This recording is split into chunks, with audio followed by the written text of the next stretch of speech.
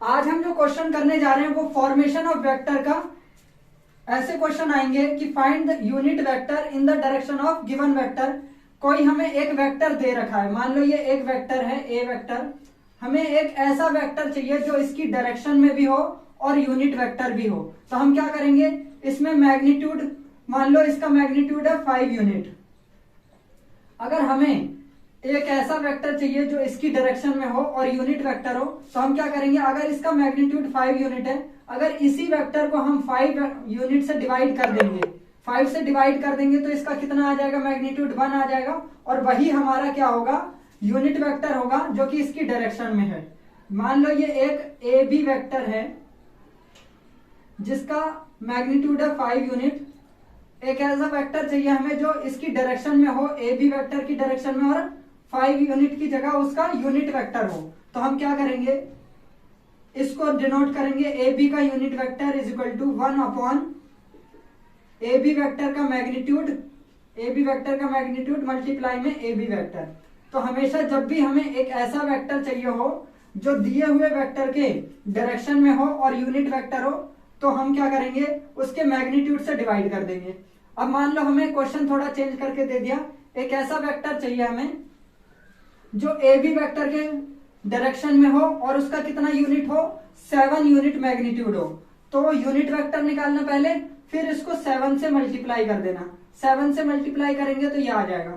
तो अब इसी से रिलेटेड क्वेश्चंस आते हैं। जैसे ये क्वेश्चन है, क्वेश्चन नंबर 14। इससे पहले 13 क्वेश्चन मैं करवा चुका हूं, उसकी प्लेलिस्ट में जाकर तुम्हें सीरियल वाइज मिल जाएंगे क्वेश्चंस। अब इसमें 14 क्वेश्चन है ये। The adjacent side of parallelogram are represented by the vectors A vector, इसकी वैल्यू दे रखी है, एंड बी वेक्टर ये दे रखी है। Find the unit vector parallel to its diagonal of parallelogram. हमें एडजेसेंट साइड दे रखी पैरेललोग्राम की, ए वेक्टर और बी वेक्टर। एडजेसेंट साइड ये हो गई और एक ये हो गई, ए और बी वेक्टर दे रखी है adjacent side.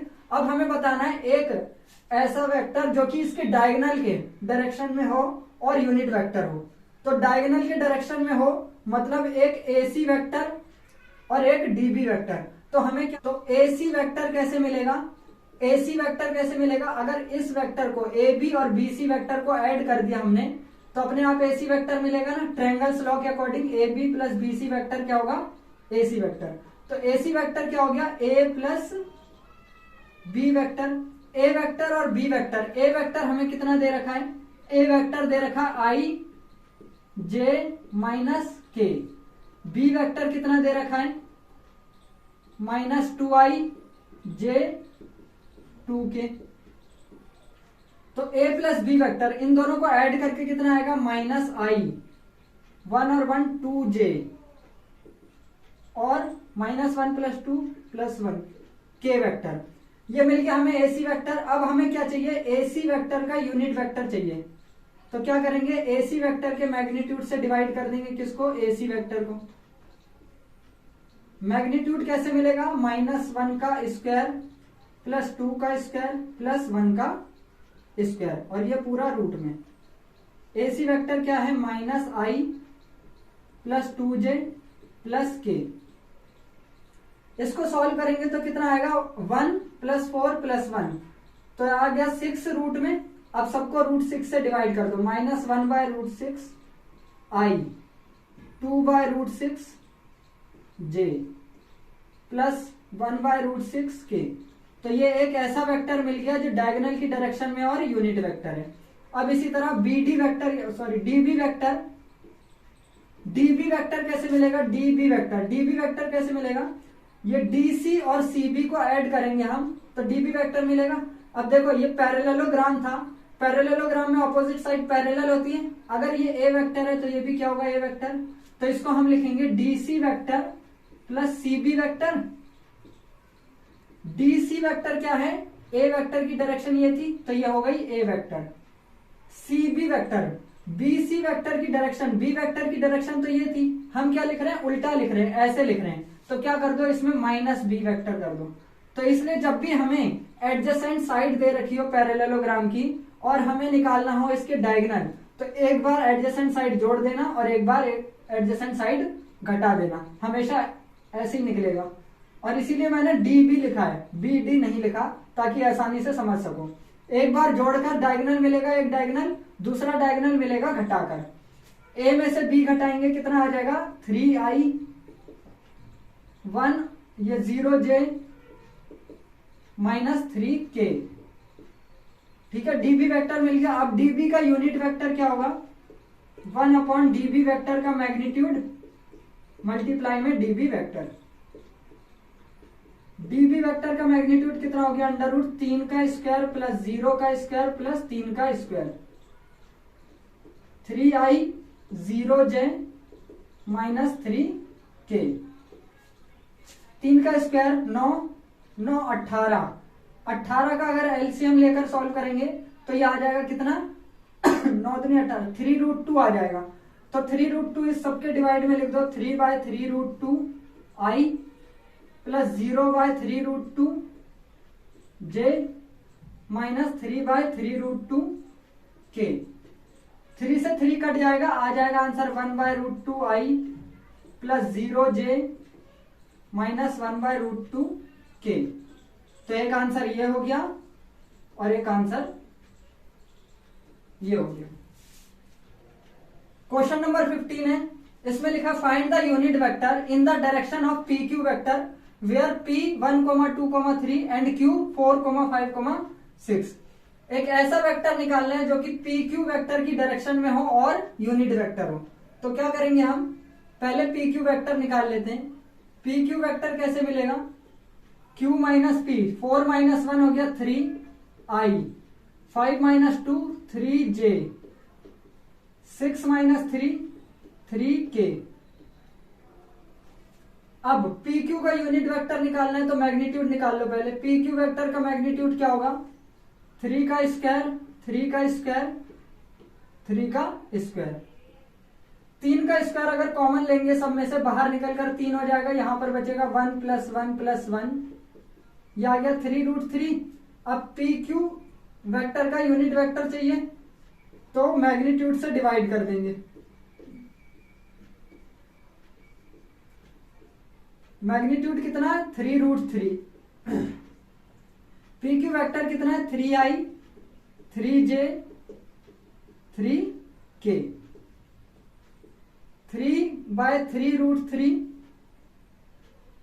i, 3/3√3 j, 3/3√3 k। 3 से 3 कट जाएंगे, 1/√3 i, 1/√3 j, 1/√3 k। यह आंसर हो जाएगा।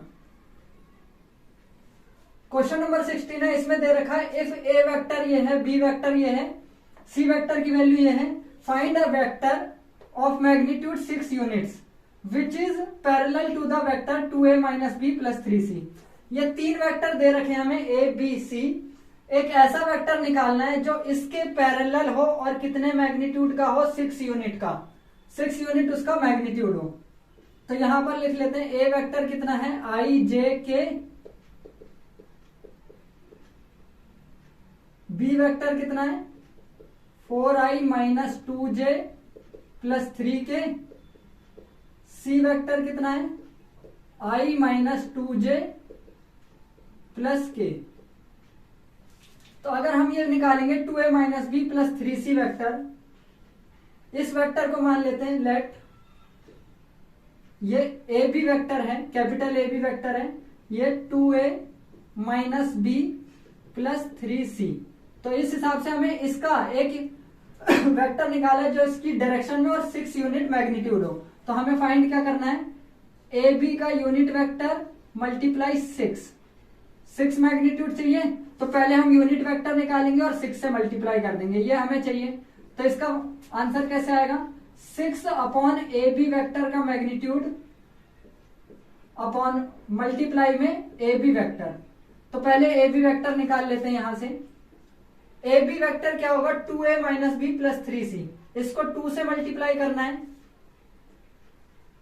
2a i j k minus B, इसमें माइनस लगाना है 4i minus 2j plus 3k plus 3c, c की वैल्यू ये है i minus 2j plus k। ठीक है, अब इसको सॉल्व करेंगे, ये आ गया 2i minus 4i plus 3i 3 2 5 minus 4, ये आ गया i, 2j plus 2j 4j, 4 में से 6 माइनस करेंगे बचेगा 2j, 2k माइनस 3k बचा माइनस k प्लस 3k बचा 2k। ये हो गया। ए बी वेक्टर का मैग्नीट्यूड भी निकाल लेते हैं, कितना होगा। ए बी वेक्टर का मैग्नीट्यूड कितना होगा, 1 का स्क्वायर प्लस माइनस 2 का होल स्क्वायर प्लस 2 का स्क्वायर, 4 4 8 1 9, 9 का रूट कितना हो गया 3, तो इसे सॉल्व करके 3 आया, वही वैल्यू इसमें रख देंगे हम। 6/3 ए बी वेक्टर कितना आया, ए बी वेक्टर है i minus 2j plus 2k। 3 से ये 2 बार में कट जाएगा तो आ जाएगा answer 2i minus 4j plus 4k।